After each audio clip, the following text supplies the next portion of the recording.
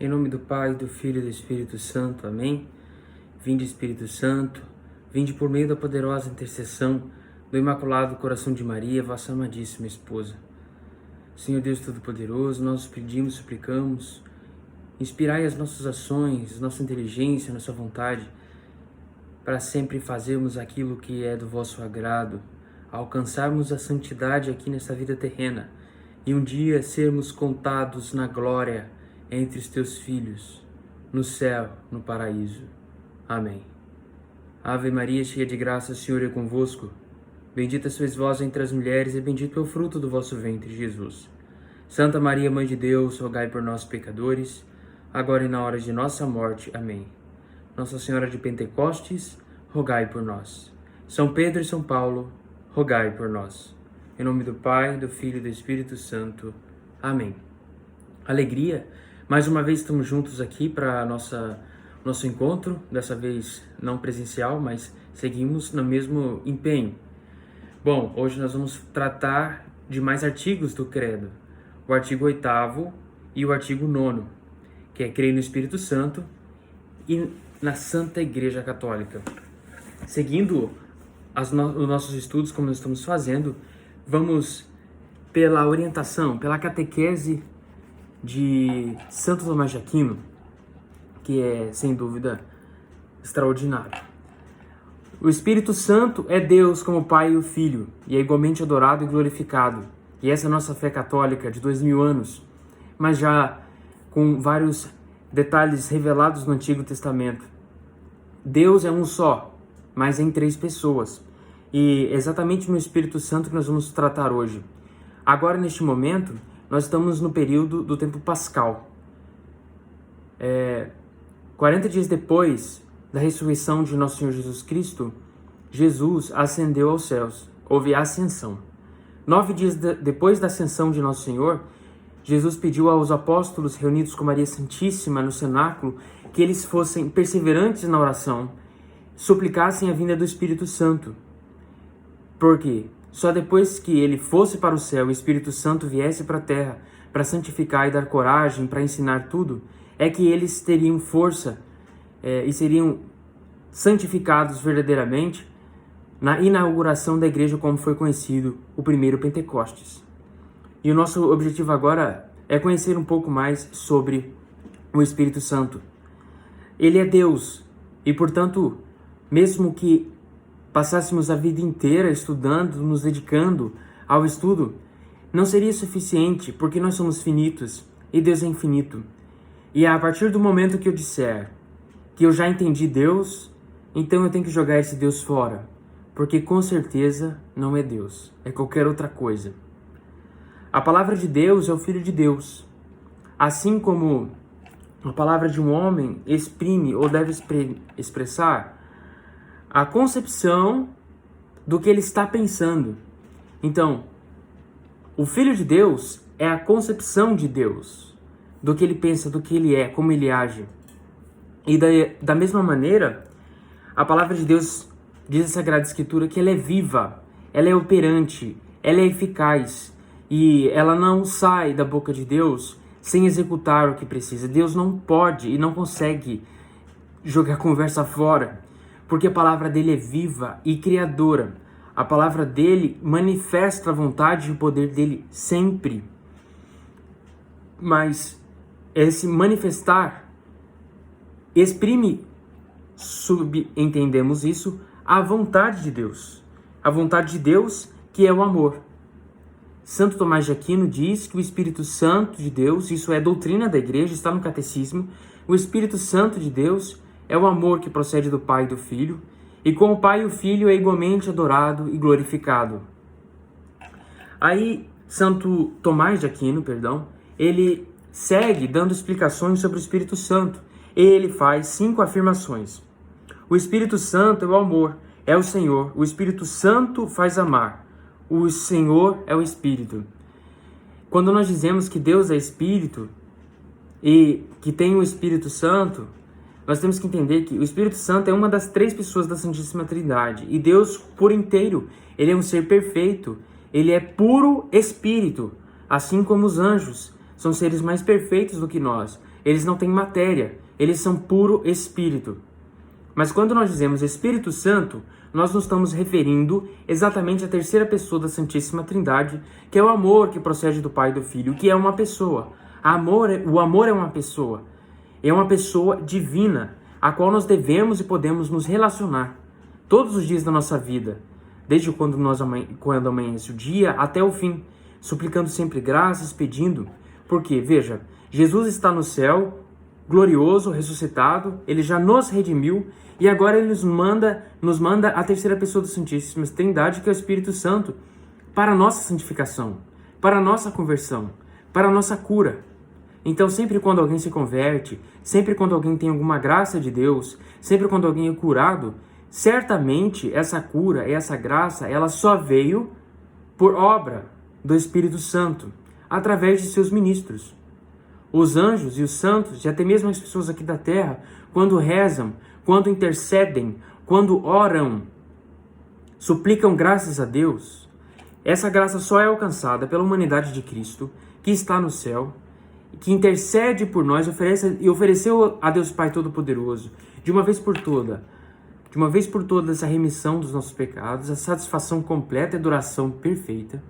E Jesus ressuscitado que está no céu, envia, suplica, intercede por nós, o advogado, o Paráclito. O Espírito Santo também é chamado de Paráclito, que em grego significa exatamente isso, advogado. Nós temos um advogado no céu. E o advogado no céu que nós temos é o próprio Deus, o Espírito Santo, pelo sangue precioso de Cristo que foi derramado na cruz no nosso lugar. Em segundo lugar, Santo Tomás de Aquino diz que o Espírito Santo é que vivifica a vida da alma, que nos une a Deus. O Espírito Santo nos dá vida, claro, porque ele é autor da vida, ele é o Criador, porque ele é Deus. Então, ele mais do que qualquer outro tem essa faculdade, tem esse poder, por essência, porque ele é Deus. Então ele nos vivifica, ele nos dá a vida material, mas também nos regenera pelo sangue de Cristo. Nos regenera quando eu pego e vou até o sacramento da confissão, peço perdão dos meus pecados, arrependido. Ou quando eu, ainda criatura, com o pecado original e os pecados pessoais, sou batizado, me arrependo dos meus pecados e sou remido de uma vez por todas pelo sangue precioso de Cristo derramado na cruz. Isso é obra do Espírito Santo. O Espírito Santo é derramado em todo batizado. Isso é uma grande alegria. E nós nos tornamos templo e morada do Espírito Santo, templo e morada de Deus. Em terceiro, Santo Tomás diz que o Espírito Santo é da mesma substância do Pai e do Filho. E é aquilo que eu disse no começo. É da mesma substância, porque o Espírito Santo é Deus. E não há distinção, ele não é menor que o Pai ou que o Filho. E nenhuma das três pessoas é menor que a outra, e nenhuma das três pessoas da Santíssima Trindade existiu antes de algum outro. Todas as três pessoas da Santíssima Trindade, que é um só Deus, existiram ao mesmo tempo, concomitantemente. Em quarto lugar, o Espírito Santo é igual ao Pai e ao Filho em adoração. Claro, porque se ele é Deus, como o Pai e o Filho, nós somos obrigados a honrá-lo, a adorá-lo. Nós adoramos a Deus, unicamente a Deus. E de igual modo o Espírito Santo, nós adoramos o Pai, o Filho e o Espírito Santo, que procede do Pai e do Filho. Em quinto lugar, nós vemos Santo Tomás de Aquino dizendo: os profetas falaram por Deus. E é certo que se não fosse o Espírito Santo Deus, não se diria que os profetas falaram por Deus. No Antigo Testamento, os profetas eram iluminados e Deus dava a palavra certa, na hora certa. Coisas que seriam impossíveis para um ser humano saber. Deus revelava e aqueles profetas diziam. Coisas, por exemplo, do futuro. Só Deus sabe o futuro. Nenhum santo sabe o futuro. Nenhuma pessoa aqui na Terra é capaz de conhecer o futuro. Nem os demônios. Apenas Deus e aqueles a quem Deus revelar o futuro. Como, por exemplo, os profetas do Antigo Testamento que falaram sobre o Messias. E todas as profecias se cumpriram em Jesus Cristo. Tudo o que disse, por exemplo, o profeta Isaías, o profeta Jeremias e tantos outros no Antigo Testamento. Então, se os profetas falaram pelo Espírito Santo E diz na Sagrada Escritura que os profetas falaram por Deus, logo o Espírito Santo também é Deus. Seguindo, nós temos aqui o que diz Santo Agostinho sobre os frutos que o Espírito Santo nos dá. São Paulo faz uma lista completa disso, que é a caridade, o amor, a paciência, a bondade, e ele dá uma lista bem grande de quais são os frutos do Espírito Santo.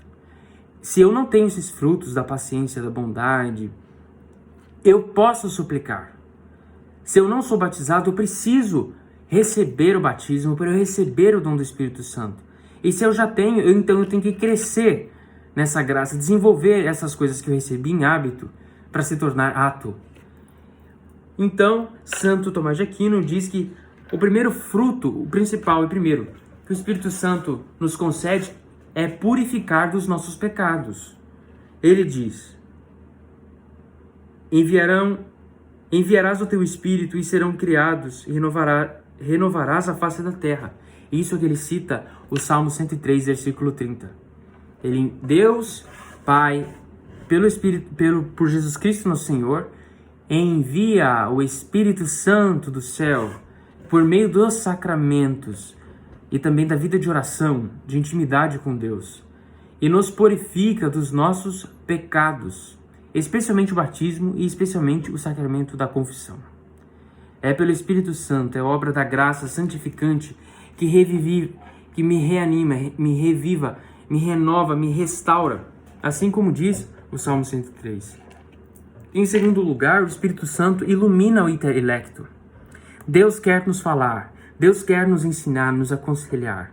O Espírito Santo sussurra, mas é como uma brisa suave. A voz do Espírito Santo ela é bem doce, ela é bem sutil. Deus quer nos revelar o que é melhor pra gente, o que a gente deve fazer ou não. Se a gente deve ou não, por exemplo, tomar a decisão de, abrir uma empresa, fechar uma empresa, se eu posso sair do meu trabalho, se eu tenho que ir para outro lugar. Todas essas coisas nós podemos colocar em oração. E Deus pode confirmar, Deus pode falar, Ele quer falar. Mas, para que eu possa ouvir a voz de Deus, eu preciso desenvolver o meu ouvido espiritual. Porque, como eu disse, Deus fala, só que Ele fala de um modo muito suave. Ele não quer invadir a nossa inteligência. Ele não quer nos forçar a nada. Então, eu preciso ter intimidade, comunhão com Ele. Primeiro, obedecendo os 10 mandamentos, não pecando. Depois, tendo uma vida sacramental. Uma vida séria de oração, não de orações superficiais apenas, mas uma vida de oração com intimidade, com conversa, com diálogo. E esse segundo fruto do Espírito Santo, iluminar o intelecto. Deus ilumina, nos fala, nos concede os 7 dons. Dom do temor de Deus, da ciência, dom da inteligência, da sabedoria, da piedade. Né? Deus revela, dom de profecia, dom de cura, dom de discernimento dos espíritos, para saber se uma coisa é boa ou não, se é de Deus ou não. Então, quanto mais intimidade eu ganho com Deus, mais isso cresce em mim. Em terceiro lugar, Ele ajuda a guardar os mandamentos. É claro, não basta só ter uma lei, não basta só eu saber que existem os mandamentos, que eu vou para o inferno. Eu preciso de ajuda para cumpri-los, porque eu sou muito fraco. O pecado deixa marcas na nossa alma, deixa como que a gente fica mais propenso para o erro. Então o Espírito Santo é capaz de nos dar forças para seguirmos na fidelidade de seu Santo Espírito. Isso, sobretudo para quem o invoca, sobretudo para quem o suplica, sobretudo para quem tem diálogo, tem intimidade, tem continuidade, perseverança e confiança em Deus. Se entregar amorosamente nos braços do Pai. Na alegria e na tristeza, na saúde e na doença. É isso que Deus espera. O nosso amor. Ele que tanto nos amou. Em quarto lugar, o Espírito Santo confirma a esperança na vida eterna, fostes marcado com o selo do Espírito Santo, que tinha sido prometido, o qual é o penhor de nossa herança eterna. Efésios 1, 14 e 13. O Espírito Santo nos confirma, porque somos aqueles que são batizados, são filhos de Deus. Portanto, os filhos de Deus são o herdeiro de tudo aquilo que Jesus é herdeiro. A esperança da vida eterna, onde não terá mais dor, não terá mais tristeza, não terá mais sofrimento, será só alegria, felicidade verdadeira, plena, para sempre, por todos os séculos dos séculos. Amém. É o Espírito Santo que nos confirma e que nos faz chegar até o céu, até a pátria prometida para aqueles que merecerem. Em quinto lugar, um fruto que Santo Tomás diz é o aconselhamento em dúvidas. Quem nunca teve dúvidas? Dúvidas seríssimas na vida, né? O Espírito Santo está para nos ajudar, para nos aconselhar. Basta suplicarmos, basta termos intimidade com Ele. E mais adiante agora nós seguimos com o 9º artigo da fé do Creio dos Apóstolos, que é creio na Santa Igreja Católica. E agora nós vamos entender um pouco sobre o que é o povo de Deus. É importante que os apóstolos deixaram este artigo da Igreja Católica imediatamente depois do Espírito Santo, porque nós queremos o Espírito Santo e na Igreja Católica. A Igreja é obra do Espírito Santo, ela foi fundada por Jesus e ela é a continuidade do povo de Deus aqui na Terra, sem a qual eu não posso ter salvação. Eu não me basta a mim mesmo, eu não consigo me dar a salvação. Porque, por exemplo, eu preciso receber o batismo. Jesus disse no capítulo 1 do Evangelho de São João: quem não renascer na água e no Espírito no batismo, não terá vida eterna. Em outro lugar, no Evangelho de São João, capítulo 6, versículo 53, Jesus diz: quem não comer da minha carne e não beber do meu sangue, não terá vida eterna. Esse é o Espírito Santo. É o Espírito Santo que é a alma da igreja. E se eu não tenho igreja, eu não consigo receber a graça de Cristo, porque foi Cristo que disse essas coisas. Ora, se não tiver o padre, se não tiver o bispo que celebra a missa, como que eu vou ter a Eucaristia? E como que eu vou poder comungar do corpo, sangue, alma e divindade de Jesus? Não vai ser possível. São João Maria Vianney dizia que depois de Deus, o padre é tudo. Por quê? O padre tem o poder, por Cristo, de perdoar os meus pecados. O padre tem o poder de agir em persona Christi e me dar o corpo, sangue, alma e divindade de Jesus para que eu tenha alimento para minha alma e vida eterna. Seguindo, é importante a gente entender que Deus fez uma aliança no Antigo Testamento com Abraão. E Deus prometeu que os descendentes de Abraão seriam mais numerosos que as estrelas do céu. Abraão teve um filho chamado Isaac. Isaac teve 12 filhos. Isaac teve um filho chamado Jacó, e Jacó teve 12 filhos, do qual veio as 12 tribos de Israel, que era uma nação. E não era só uma nação com uma cultura e com uma língua, mas era o povo de Deus naquela época. Para você ser um filho de Deus, naquele tempo, você precisava nascer de um judeu e de uma judia. Existiam os prosélitos, é verdade, aqueles que cumpriam a lei, mas legitimamente você só era de judeu de fato quando você nascia de um filho de judeu, ou seja, era só por sangue, porque assim Deus tinha feito a aliança no Antigo Testamento.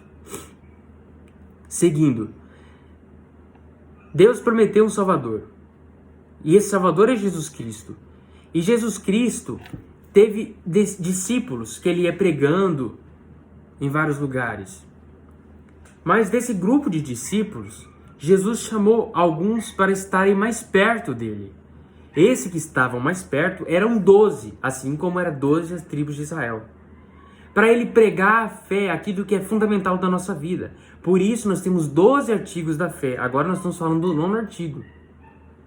E desses 12 apóstolos que ficaram com mais intimidade, que estavam mais próximos de Jesus, o próprio Jesus foi morar na casa de Pedro, no tempo que ele estava pregando o evangelho. O primeiro Papa, Simão.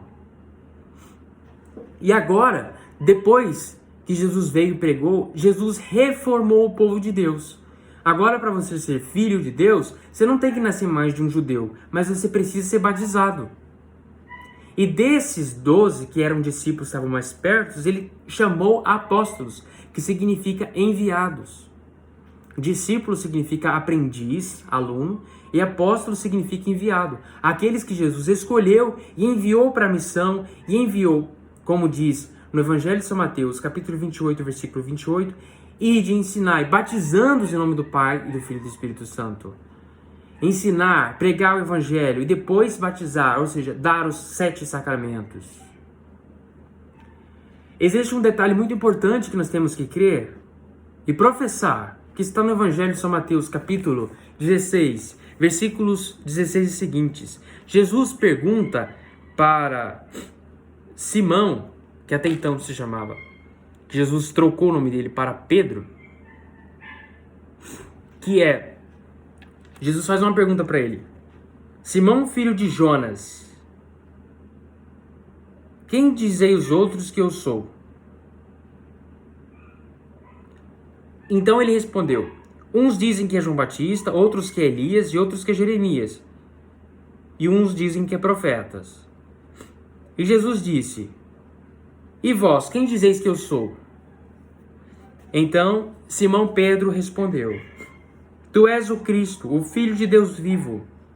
Jesus então lhe disse, feliz és, Simão, filho de Jonas, porque não foi a carne nem o sangue que te revelou isso, mas o meu Pai que está nos céus. E eu te declaro, tu és Pedro, e sobre essa pedra edificarei a minha igreja. As portas do inferno não prevalecerão contra ela. Eu te darei as chaves do reino dos céus. E tudo que ligardes na terra será ligado no céu. E tudo que desligardes na terra será desligado no céu. Veja, vamos entender esse texto. Aqui Jesus fundou a igreja, que ela foi inaugurada no Pentecostes. Que igreja é essa? A igreja católica de 2000 anos, a nossa igreja. Quando isso acontece? Quando Pedro professa a fé que Jesus é o Messias, ou seja, que ele é o Filho de Deus, ele é ungido de Deus Pai. E então Jesus diz, feliz és tu, Simão, filho de Jonas. Jonas, em hebraico, significa pomba. E pomba é um símbolo do Espírito Santo. Então, não só Jesus estava falando do pai biológico de Pedro, mas ele estava dizendo que ele era filho do Espírito Santo, que ele estava agindo pelo Espírito Santo, falando pelo Espírito Santo. Então, quando Jesus diz para ele, feliz és tu, Simão, filho de Jonas, porque não foi a carne nem o sangue que te revelou isso, mas o meu Pai que estás nos céus. E eu te declaro que tu és Pedro. Jesus mudou o nome de Simão para Pedro, assim como Deus fez com Abraão no Antigo Testamento. O nome dele não era Abraão, era Abrão. Mas diante da sublimidade da missão que Abraão ia exercer, de ser o pai de toda a nação do povo de Deus, nosso pai da fé, assim também Jesus fez com Simão, que agora se chama Pedro, Kefa em hebraico, que significa literalmente pedra. Não se dava o nome de pedra para as pessoas naquele tempo. Mas Jesus dá esse nome por quê? Porque ele diz, sobre esta pedra edificarei a minha igreja, e as portas do inferno não prevalecerão. E Pedro ali, ele se tornou, depois esse nome foi atribuído mais tardiamente, o primeiro papa da igreja. Depois de Pedro, teve o sucessor Lino. Depois de Lino, Cleto. Lino, Cleto, Clemente, Sisto, Cornélio, Cipriano e assim uma lista de mais de 265 papas até chegar hoje no Papa Francisco, né? Se você volta, hoje o Papa da Igreja é o Papa Francisco. Antes do Papa Francisco foi o Papa Bento XVI. Antes do Papa Bento XVI foi o Papa João Paulo II. Antes de João Paulo II, João Paulo I. Antes de João Paulo I, Papa Paulo VI. Antes de Papa Paulo VI, Papa João XXIII. E assim até chegar em Pedro. Então, a única igreja que tem a sucessão ininterrupta que vai até os apóstolos é a Igreja Católica. Não é o protestantismo, porque o protestantismo negou isso. Lutero negou isso no ano de 1500 e fundou uma outra igreja. Muito bem. E aqui nós vemos a grande diferença que nós temos da Igreja Católica para os outros. Aí Jesus continua falando com o Simão. Eu te darei a chave do reino dos céus. Tudo que ligares na terra será ligado nos céus, e tudo que desligares na terra será desligado nos céus. Ou seja, ele deu poder. A igreja tem poder, quer ela agrade ou não. Jesus deu esse poder para o Papa. Não é um poder ilimitado, irresoluto. O Papa, ele é infalível apenas em questões de fé e moral. Nas outras coisas, ele é como qualquer um de nós.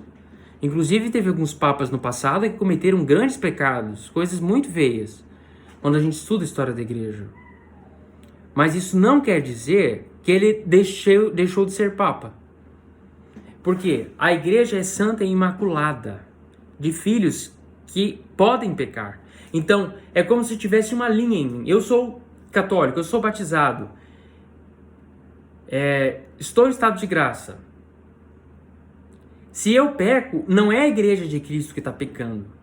Tudo que em mim é pecado e maldade não é a igreja de Deus, porque a igreja é santa e imaculada. Porque a igreja, como diz São Paulo, é o corpo místico de Cristo.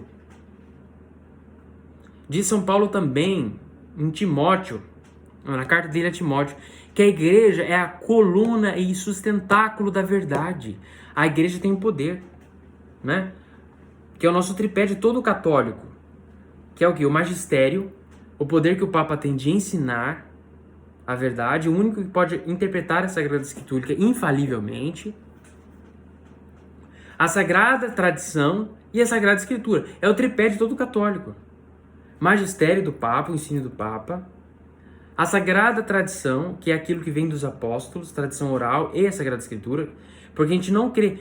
O próprio apóstolo São João disse no capítulo 20, que se colocasse todas as coisas que Jesus pregou, ensinou e fez, nos livros do mundo inteiro não seria possível escrever tudo isso. Então houve uma tradição oral. São Paulo diz isso também na carta aos Coríntios, se eu não me engano, no capítulo 15. Ele fala que houve a tradição. E veja, depois da morte de Jesus, 30 anos depois é que foi escrito o primeiro livro do Novo Testamento. Então, durante esses 30 anos, como que as pessoas sabiam as histórias da Sagrada Escritura? Transmitindo um ao outro, ou seja, tradição oral. A tradição é uma coisa importante. Então, nós cremos na Bíblia, que ela é a palavra de Deus, sim, mas não só na Bíblia. Nós cremos também na Sagrada Tradição. Muito bem. E também nas Sagradas Escrituras, que é a palavra de Deus, Jesus deu o poder para Pedro, para ligar e desligar. Então, agora nós temos que deixar bem claro uma coisa. A nossa igreja santa, católica, apostólica, romana. E o que significa isso? A igreja é una, ela é uma só igreja. Porque é uma só fé, é um só o mesmo batismo, a mesma Eucaristia, os mesmos sacramentos.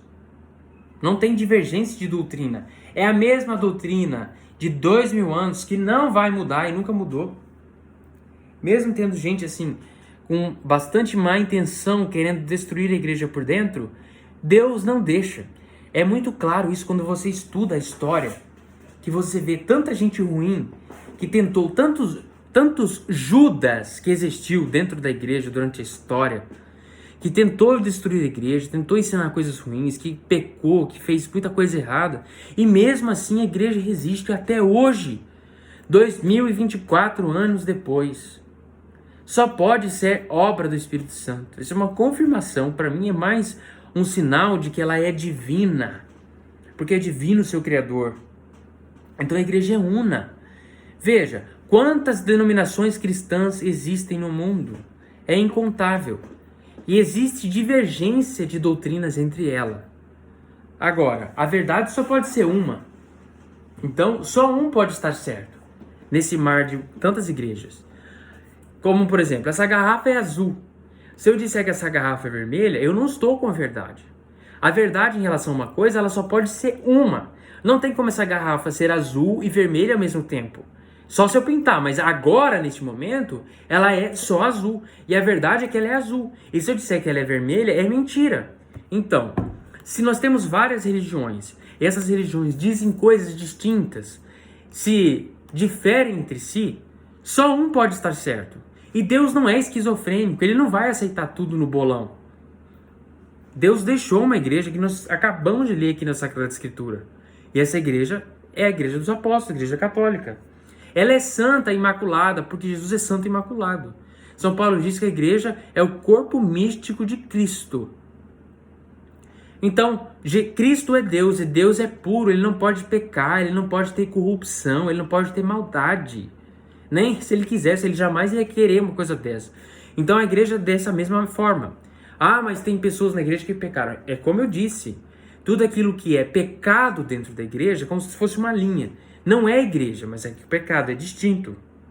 A igreja é católica, que vem do grego, que significa conforme ao todo.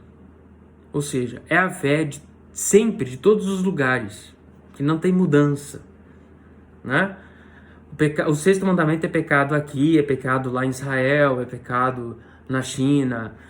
É necessário o batismo aqui no Brasil, há 10 anos atrás, e até Jesus voltar. Serão 7 sacramentos. A mesma fé dos apóstolos, de sempre. Ela é apostólica, por quê? Todos os bispos, eles são sucessores dos santos apóstolos.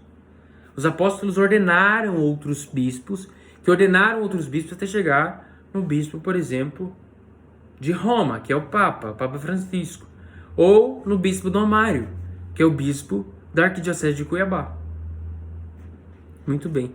E a igreja nós chamamos que ela é romana porque ela tem sede em Roma, onde Pedro foi martirizado. A Basílica de São Pedro, onde ele foi martirizado. Muito bem, uma alegria, espero que tenham gostado. Qualquer dúvida, comuniquem. Eu estou à disposição. Em breve a gente se encontra. Glória ao Pai, ao Filho e ao Espírito Santo, como era no princípio, agora e sempre. Amém.